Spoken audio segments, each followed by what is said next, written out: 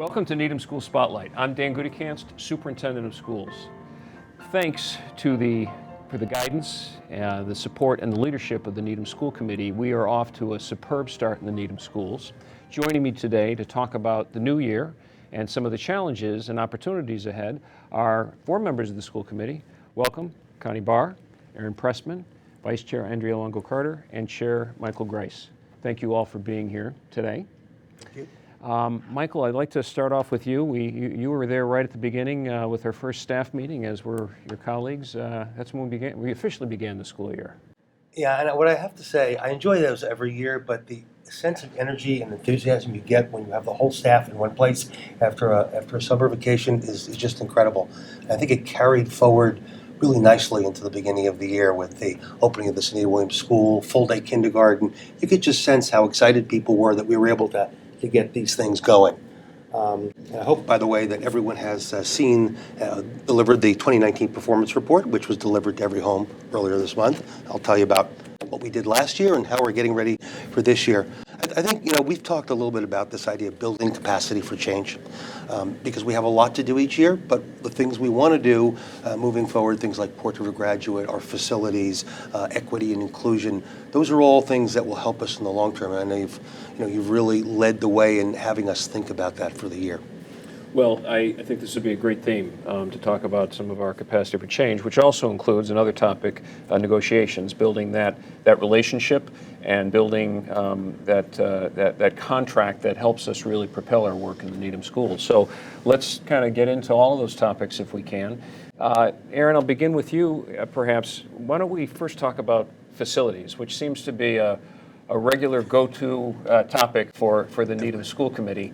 We're off, on the ground running with Sunita Williams School. However, we have some other plans that we're thinking about. Well, if you want to talk about capacity for change, the school buildings are the literal capacity. And it's only because we built the Sunita Williams School, which is larger than the Hillside School it replaces, that we can do full-day kindergarten, which we've gotten off to a great start this year. So we have three projects that we ticked off that we're done with, I think. We did the high school classroom expansion and cafeteria expansion. We did the new Sunita Williams School, and we added some modulars now twice at the Mitchell School. But we still have some big projects ahead. The Emory Grover building that houses you and your staff is in terrible condition. The Mitchell School itself is well past its due date. And then we also have the middle school situation with Pollard and High Rock that we need to deal with too. So there's more capacity needs to be added. And to that end, we're trying to, with the school committee's support and actually requesting of town meeting, to conduct a school facilities master plan, which will be occurring this year to say, okay, what should happen next? And that's related to enrollment too, by the way, and the infrastructure needs at those buildings. So there are a lot of pieces to unpack and figure out what comes next. That will be it'll be a little tricky. I have to tell you, even though the school administration building does need attention, it's not handicap accessible, its systems are completely broken down. I'm hesitant about putting that project in front of a school project.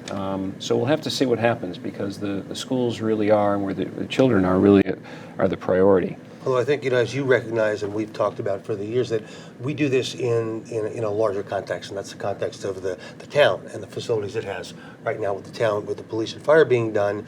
So, we want to work very closely because we understand that there are a lot of needs for facilities in the town, and we have to collaborate on that. Yeah. Well, we'll look forward to the facilities master plan taking shape. I anticipate it will be done sometime around town meeting in May, so that the school committee will talk about it in advance of that and also at town meeting to see what makes sense moving forward for all these remaining projects that are ahead of us. Another area in which you're trying to build capacity for change is around negotiations. So happens that three of you are involved in negotiations. Andrea, do you want to share what when we talk about negotiations with our different bargaining groups, what does that mean? Maybe you can provide some context for folks. Sure, Dan. Well, the school committee works collaboratively with all of the staff of the Needham Public Schools to try and advance teaching and learning for all of our students. And so we recently completed negotiations with Unit A, which are our teachers. We're still completing Unit B, which are the administrators. And then later this year, we'll move on to units C, D, and E, which are nutrition service workers, teaching assistants, secretaries, technicians, and maybe Administrative workers. Right, administrative workers. All across the district.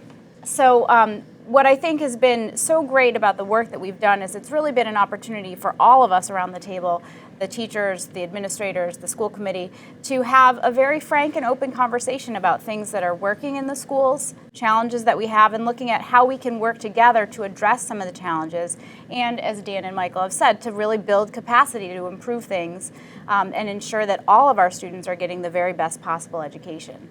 Connie, I don't know if you want to add some of the things that we were able to achieve in the Unit A contract. Because what we'd like to do is in an open way, move forward and expand how well we're doing our job.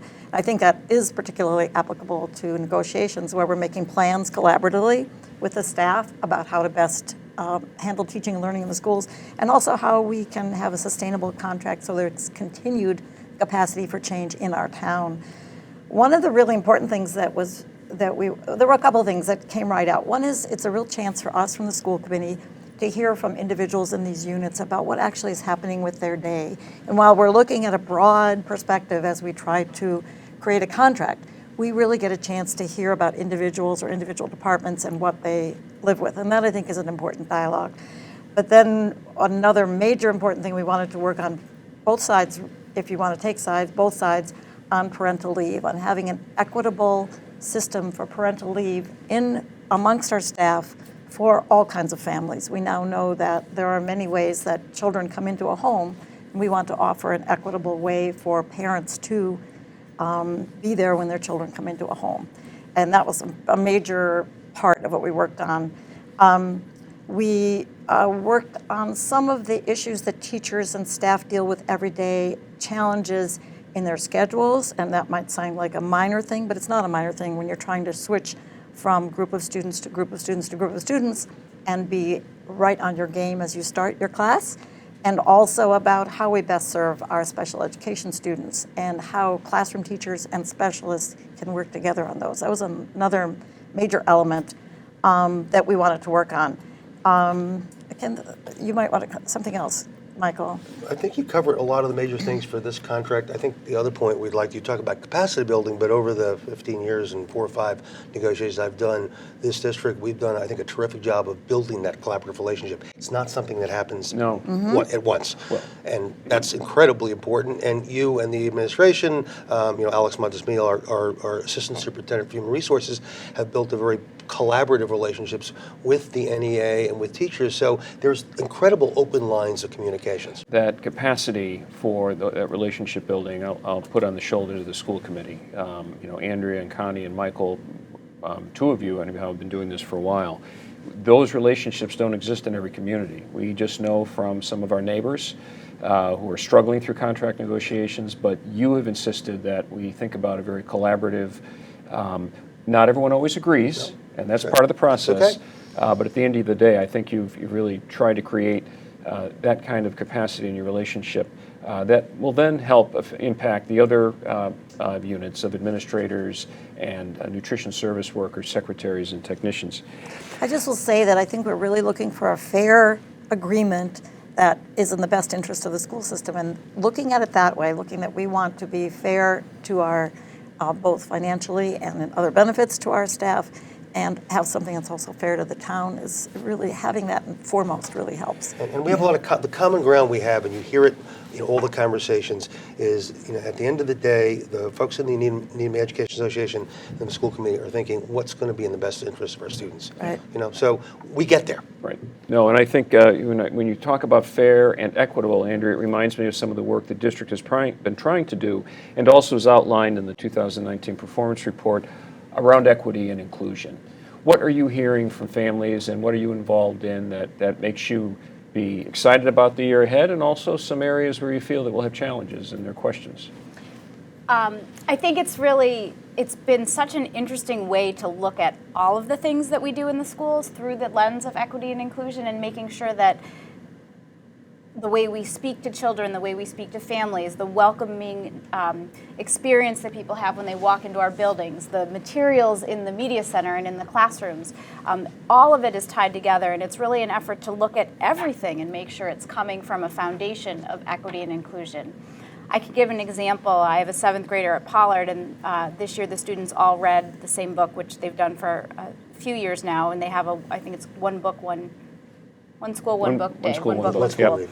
And so they did a series of workshops with the students, and one of them was on creating your own soundtrack, I think was how they portrayed it. And it was so interesting to have my son and a friend come home and talk about their experience of reading the book, hearing from the author, having these discussions with their classmates, with their teachers. And some of these questions are hard, and our students are coming at it from a different perspective and place. Our teachers are coming at it from a different perspective and place, but it's an opportunity for all of us to grow and push forward the idea that equity and inclusion are fundamental to what we do in the schools, no matter what. Yeah, and it is something that we have focused on. We will continue to. It's just so incredibly important. I think I was very proud of our students who came to the general staff meeting, who stepped forward and talked about their experiences and how important their teachers were to them and their families and supporting them. Those are all kinds of different students with different voices and perspectives, and I think we need to continue to do a good job, a better job in highlighting all of those students and how all of those students support all of us in our work. Well, it will remain the foundation for our work moving forward. And I think, Aaron, as you know, that the Portrait of a Needham Graduate was really based on, we really considered that as the notion of equity is kind of a foundation in which to build our portrait. Why don't you share with us a little bit about the portrait and the 5-year strategic plan? Well, so for the last year, just about, we engaged in a process with dozens and dozens of stakeholders that included parents and teachers and administrators, but also people in the community, experts in different fields, technologists and other people in the workplace, to try and get a handle on the bigger picture of, really what kinds of skills and competencies do students need to have in the coming decades, as opposed to just sort of the year by year annual improvement process that we always engage in. It was an effort to step back and really look at everything we were doing, and also use this lens of equity and inclusion to reevaluate all the ways we were doing the skill training and competencies to make sure that it was all effective and fair. So just maybe if you can comment, what's a takeaway personally for you on being involved in that process over the last year and a half? Well, I think there's both an opportunity and a challenge. The Needham schools work like schools worked when we were children. For the most part, I think even for probably my grandparents, same kind of public school education. So the cool thing about the Portrait of a Graduate process was the brainstorming and the free associating and thinking of all new ways to do things and incredible changes you could make. On the other hand, the system we have in Needham works really well. Our kids are getting a great education, they're coming out prepared, they're getting into great colleges. These are all very important things to our students and our parents. And so, you run the risk of, if you really want to make radical changes, people are maybe not going to be on board with that. So we have to do a lot of thinking and community building and communicating as we engage in change process to succeed. I think a great example of how we could do it is how we did full day kindergarten. Full day kindergarten, which just started this year, does not have a curriculum that's just the old half-day curriculum doubled. Right. We totally rethought it, we researched it, we investigated what other districts at the cutting edge were doing and some innovative programs in Boston. And if you go into those kindergarten classrooms now, it's amazing what's going on, the self-directed learning of little kids and going to the different stations and everything, very different than when I was in kindergarten. Oh, I think for all of us. Well, you bring up a good point that the launch of full day kindergarten is actually one of the priorities in your 5-year strategic plan. Andrew, you were also, as Connie Michael Warby, you were also intimately involved in the development of the portrait, and any one of you really. What about this concept of a 5-year strategic plan? You're right, Aaron. We have gone year to year with different goals. Often many of them repeated themselves because things take time. However, we've kind of put that to the side now and really focused on thinking in the long term. what is the school committee good with that? What are you looking forward to? What's your sense? I know that there's this worry about initiatives. Everybody always has new initiatives. And I explained that that's not really what this is about. I mean, I kind of put it into three pieces. One, there are a lot of things that we are doing very well that really fit with the skills of the portrait. And we need to focus on those and do those even better. There's some things that we need to think about maybe we don't need to be doing anymore. And then there were the new things, the revolutionary things. Those are going to take time to develop. But I try to think of it and explain it in three parts so people don't think, oh, we're just dumping everything over the side, starting over, and we won't get anything done. That's not the way we look at it. Right. Yeah, we're not trying to throw the baby out with the bathwater, because there are so many wonderful things that are happening, and that actually helped inform the portrait process. We have decided to embark on this year one, or we're calling it generally exploration, or an exploratory year. We'll then move into year 2, 3, 4, and 5, and of course our experiences will shape what year 2 and what year 3 looks like. That's not to say that we'll be all done in 5 years, but that's the hope of the folks who were involved in it from the beginning. And I think, to look at it over a 5-year time horizon makes a lot of sense in the context of what Aaron was describing, because some things are easy to implement relatively quickly. Other things do take time, and I think what this will give us is really an opportunity to be very mindful and planful about, here's the end point that we want to achieve.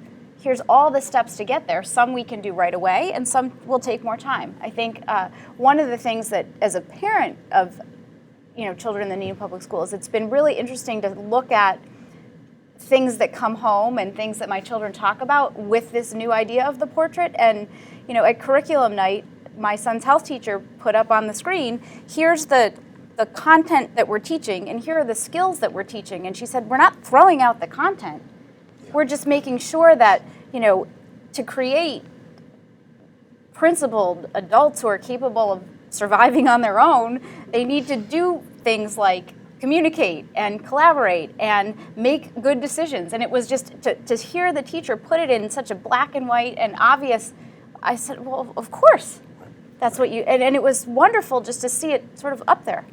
Right. It's a process, and that's so important, and that's why having the opening of a 5-year plan is so important. You get to work on it in the various time schedules or intervals or whatever. And I keep thinking as we're talking here, change is not always comfortable, and some things that go on, the diversity work, for instance, involves us all thinking about things that potentially are uncomfortable topics, but so important to open ourselves to that.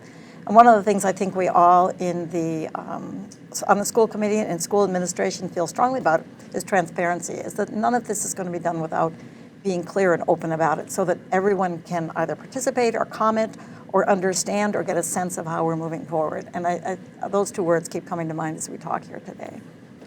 When you talk about transparency, I'll again refer to the performance report, because it does lay out the story, as Aaron was talking about, of how we got to the portrait and what our priorities will be over the next few years. When you also say transparency, I want to bring up something that maybe is a little uncomfortable, and it's actually, we began this year, unfortunately, with a couple of incidents of some anti-Semitism at the high school.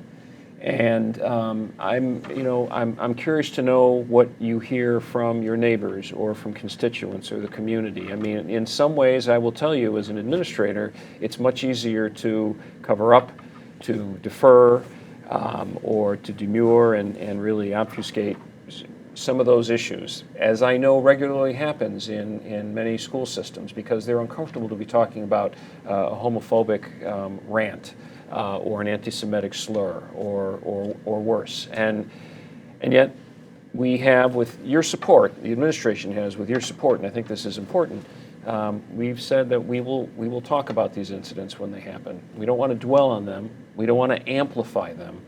But we feel we owe it to our students who were impacted by them and their families to talk about them. And yet, I sometimes worry for the school committee that folks will accuse you of focusing too much on that. I don't know. Sometimes I feel that discomfort opens us up to a dialogue. And so if someone does express a discomfort to us or to their colleagues, or on social media, it gives us a chance to look at what's happening and think about it ourselves and also respond and explain and what's going on. And I think we also do need to be supportive of our students. There's a group here that's created this Stop the Hate bracelet, and I think it's important that we, at all levels, support the students' work at, again, moving forward and improving situations. So I think if we're approached, and frankly, I've not heard too much negative about it. I think folks appreciate knowing without amplifying, as you said. And that's the tricky part, because you can, folks can say that we might be doing that. Well, I mean, I'd say that I have heard, actually from both sides, at every incident, people saying you did not condemn it loudly enough or clearly enough or in the proper way, or you only did it in such and such way, versus also the people who go the other way and want to think we are amplifying it. I think it's very clear, there's research on it, there's advice we've gotten from the ADL and others that the kids in the schools know about these incidents.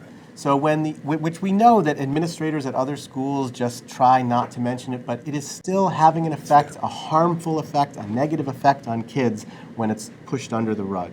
It has to be addressed. We know that, and that's the policy, Dan, that you and your team have come up with and that we support. I hope we model that. I know you model that. When Beverly Daniel Tatum was here last year to speak about her book, Why All Black Kids Are Sitting Together in the Cafeteria, she talked about the fact that so many of us had early experiences with race, but nobody wanted to talk about it. I had an interesting conversation with a very senior diversity inclusion exec of one of the largest financial companies here in Boston a couple of weeks ago, and she's been working this for 5 or 6 years on the role of women and diversity, and she said the hardest thing is not setting up these things, it's getting people to talk openly about uncomfortable subjects. It's uncomfortable, but the only way that you grow and you address it is by talking about it. Well, and I'm reminded that when a student, has been the case at the high school, sees an anti-Semitic a swastika, for example, or here's an anti-Semitic comment, and the student who is directly and personally impacted by that brings it to the attention of the administration to say, I saw this or heard this. At some level, even if a student seems to say, it's okay, it impacts that individual. And because something like that can impact a member of our school community, I think we have to own that, and we can do better than that. And I appreciate the very hard work that Erin Seacott and the high school staff and all the principals are doing to, as you suggest, kind of be transparent. We always have to be clear that we can take uncomfortable comments from our students, that it is okay to talk about we used to talk about this in the CAP program.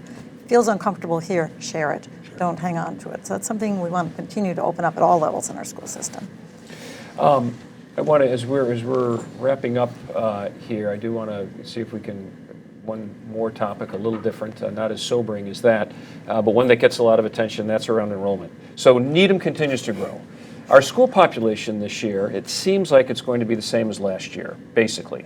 But the community's growing. So we have developments, or we have proposals, we've got zoning, we have town meeting coming up, and we're trying to figure out, along with facilities, how we can build capacity to house all of these children. I assume you want your community to grow and to be strong. And that's part of what's going on. So we'll wrestle with it. Who's involved with Needham 2025? Heidi and Sue, two other members of the school committee, are involved in an initiative the town has kicked off to look at the town's overall population growth possibilities and density to help inform some of the plans for developments in the planning board. So that will be unfolding during the course of this year. And that's the same question. They're asking the same question we ask. What do we need in police, fire, public safety for a growing population? Just the way we ask, well, if we're going to have more students, what do we need in the way of facilities and staff to do that? And, that's going to inform what we do. We have our Future School Needs Committee. We work with a demographer now. As you know, we just went through the process of having a plan, and through his work, we're able not just to look at projection of total numbers, but in each district, and that is critical, right? Because you see things happen. All of a sudden, there are not as many kids at Mitchell, more kids at Sunita Williams or Elliott, and that can be very disruptive. So having an eye onto that, I think it's been a big plus, and it's going to help us. Another word that's a forward look at capacity for change. Clearly, this is literally capacity for change. And yes, some people would like to put the stops on the folks moving into Needham with small children, but that's not practical or reasonable or anything we really want. We want to be able to handle it in a way that's good for everyone. Well, and this school committee has really taken the leadership on that issue for many, many years. And I think you've been really strategic and thoughtful about how we're going to shape these facilities and provide an adequate number of staff to meet the needs of those children. So that's been great. Well, I appreciate this conversation. When I hear you talk about capacity for change in the Needham schools this year, I'm thinking about we have facilities that need our constant vigilance to make sure that we have the right facilities and the right size facilities, and we look forward to the school facilities master plan coming out later this year. Three of you are involved in contract negotiations so that our staff can have a fair and a sustainable contract that will allow them to work well and hard in the Needham Public Schools.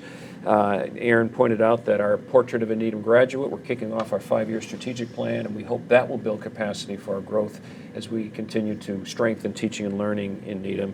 And that's based on a foundation of equity, making sure that all of our students are included and building their own resilience and their own internal capacity to be young adults in this world and in this community. And underlying all that, as all of you have pointed out, Connie mentioned the word transparency. The Needham School Committee seeks to share, to let people know what's going on through the performance report, through regular school committee meetings. And by the way, there is an open house at the Sunita L. Williams on Saturday, October 19th, 9 to 10:30 a.m. The entire school committee will be there. That's an opportunity for the community to have an informal conversation with members of the school committee and tour the new school, which we're really very excited about. Students will be giving the tours. Fifth graders are giving the tours, so we're really excited and hope folks can come out for that. So, thank you you have a lot on your plate this year, and I appreciate all of us having this opportunity to talk to the community about it today. Thank you. Thank you, Dan. Thanks, Dan. Thank you.